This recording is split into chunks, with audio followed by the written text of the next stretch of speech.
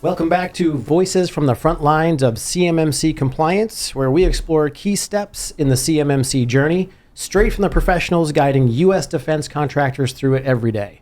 We covered a little bit about how to get started on your CMMC journey in the previous episode.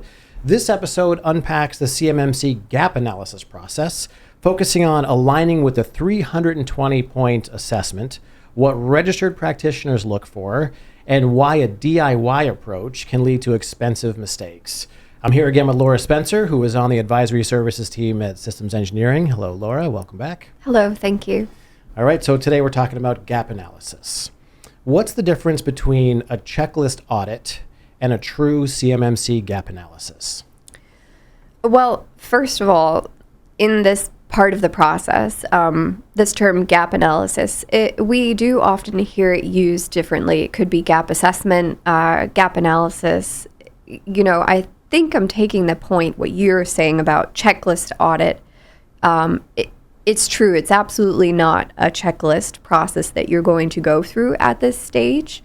It's a bit more than that. I think that the 171A gap analysis involves being side by side with the assessor's guide, which is to NIST 800-171, and carefully considering all of the assessment objectives for each individual control, which sounds like a lot, but once you get used to it, it's really just, do I consider all of the components of this control before I can answer yes or no?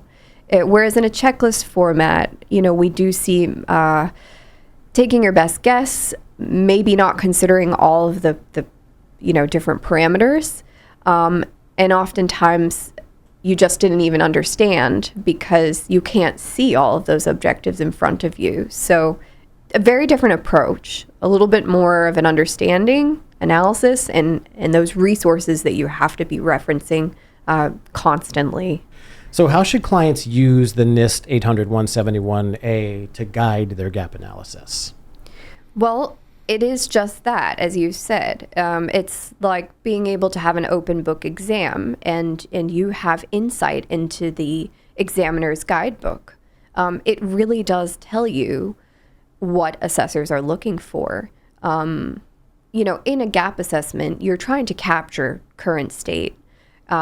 But as we spoke about previously, a lot of people may be confused by the control and what it's asking. They may not consider all the aspects in their analysis and their answer to, have I met this or have I not? And it doesn't always mean checking more things means you're going to get it wrong. Right.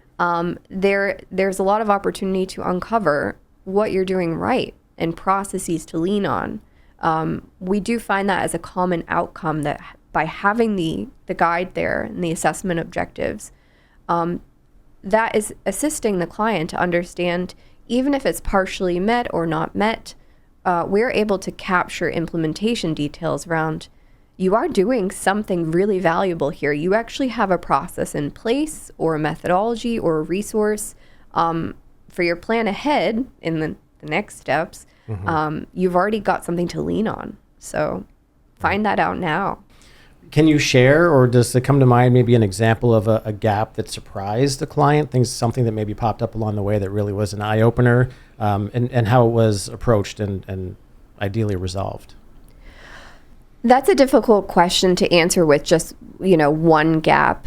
I mean, there are so many that come up for different reasons. Right. I think one that is common to many different controls is you can't pass it simply by saying it's something we do. You have to complement it, and the assessor's guide sort of shows this, that you have a documented procedure in place. Sometimes you have an authorization process in place.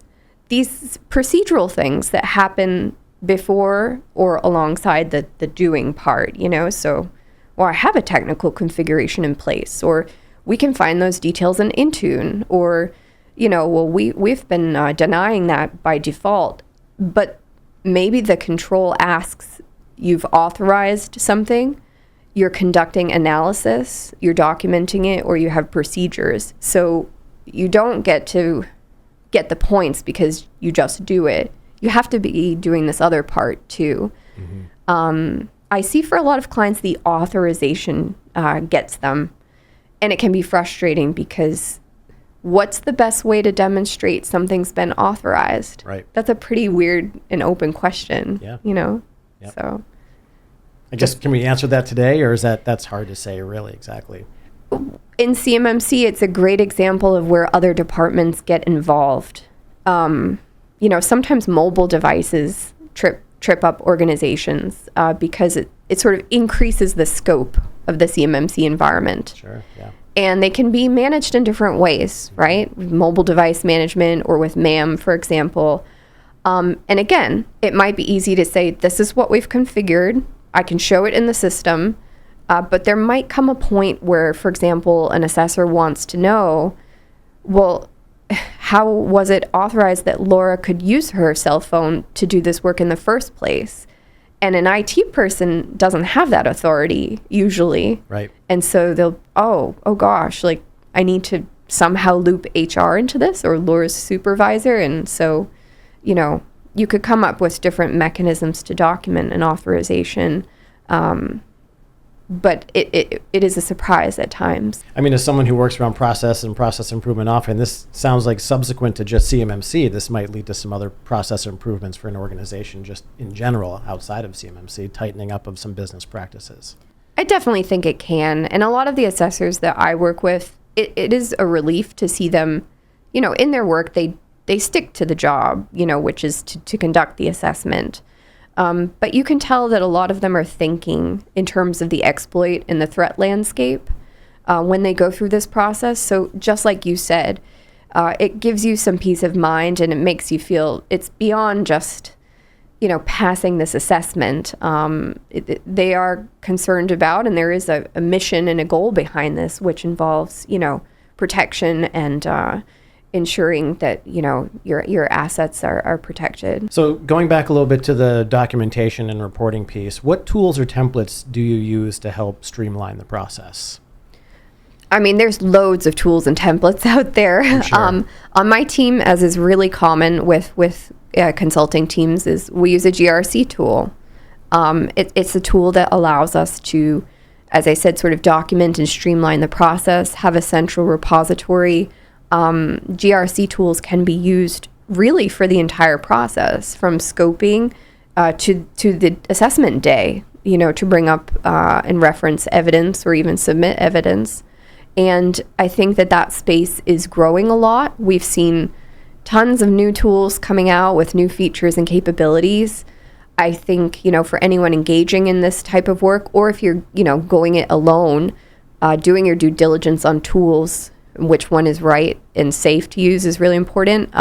But we do leverage a GRC tool that we've sort of vetted and it works for us, and it makes the process really helpful. So we do engage in a partnership matter with the client there so that they have access into that tool, and those resources belong to them, but we both get to enjoy that efficiency and the helpfulness, the usefulness of having a tool like that, rather than, winging it. The old, you can do CMMC on a napkin or just lots of Excel spreadsheets. Although sometimes we put things in Excel still. So Absolutely. What can I say? It's a powerful tool.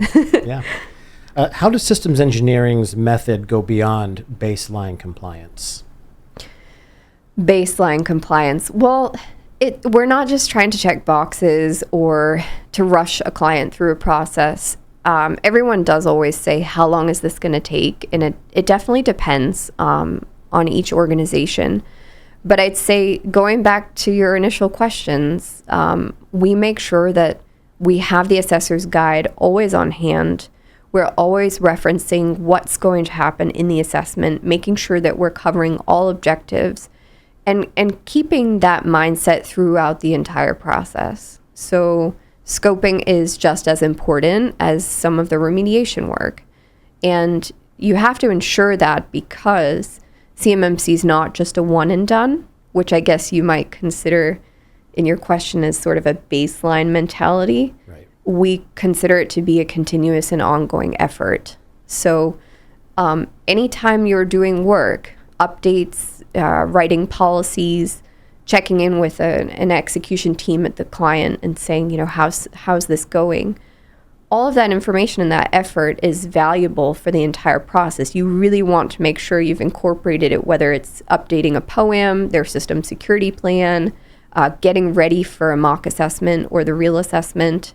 And then, of course, you have to maintain all of this afterwards. So having a process that considers all that, I think, is so valuable, because the worst thing is when, your program goes stale, somebody's left that organization, you're wasting money, you're wasting efforts, and you really want to have something that, has longevity to it. It's easy to understand, it's organized, and it's considered everything that it needs to in the CMMC scope and process.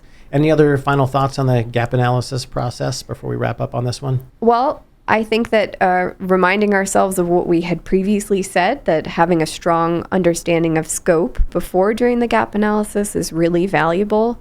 And then taking on that gap analysis approach, whether you're going to go it alone or you've got a professional by your side doing it with you, really stick to the assessment objectives, stick to the guide.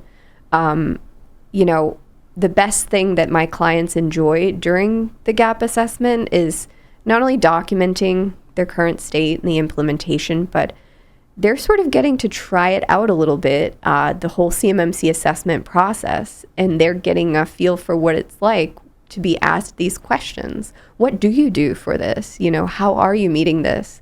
And so it's a really, great way to almost feel like you're in an assessment and see how do I answer these questions? What really do I know about what we're doing, and how confident am I? So it can be an enjoyable experience in that way too. Well, there's a lot more, as we've said. CMMC is a very robust topic. We have more episodes to come. We'll continue to talk about this further. Don't forget, we also have great resources on our website, systemsengineering.com. And Laura, thank you again. We'll see you next time. Thank you.